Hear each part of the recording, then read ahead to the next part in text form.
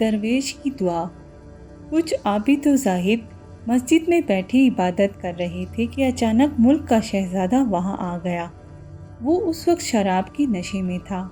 اس نے آتے ہی عبادت گزاروں کو برا بھلا کہنا شروع کر دیا اور ہر شخص کی توہین کی۔ شہزادہ وہاں سے چلا گیا تو ایک شخص نے اپنے مرشد سے کہا، یہ بد کردار شخص تو اس قابل ہے کہ آپ اسے بد دعا دیں۔ جس طرح اس نے آج خانہ خدا اور ہماری توہین کی ہے، خدا جانے اس طرح اور کتنے لوگوں سے کیا ہوگا۔ مرید کی یہ بات سن کر مرشد نے دعا کے لیے ہاتھ اٹھائے اور دعا مانگنے لگا، اے اللہ، یہ شہزادہ تو بہت اچھا ہے، اسے ہمیشہ آسودہ اور خوش رکھنا۔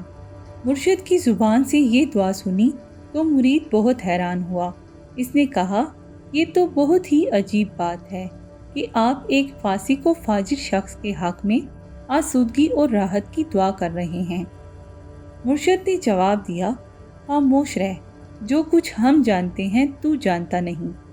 اتفاق ایسا ہوا کہ مرشد کی یہ باتیں کسی طرح شہزادے کے کانوں تک بھی پہنچ گئیں اور اس پر کچھ ایسا اثر ہوا کہ اس نے اسی وقت شراب نوشی سے توبہ کر لی اور اپنے ایک معتمد کو یہ پیغام دے کر مرشد کی خدمت میں بھیجا کہ اگر جناب تشریف لانے کی زحمت گوارا کریں تو یہ میری خوش نصیبی ہوگی۔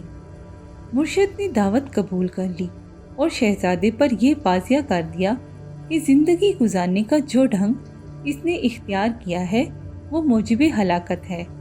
شہزادے کا دل نصیحت قبول کرنے پر آمادہ تھا۔ اس نے اسی وقت شراب نوشی سے توبہ کی اور گانے بجانے کے ساز توڑ دیے اور نیک کاروں کے طور طریقے اختیار کر لیے۔ اب وہ اپنا سارا وقت عبادت میں گزارتا تھا۔ پہلی زندگی سے اس کا کچھ تعلق نہ رہا۔ اس حکایت میں ہمیں سخت گیری اور تخت کلامی کے مقابلے میں تحمل اور درگزر کی فضیلت ثابت کی گئی ہے۔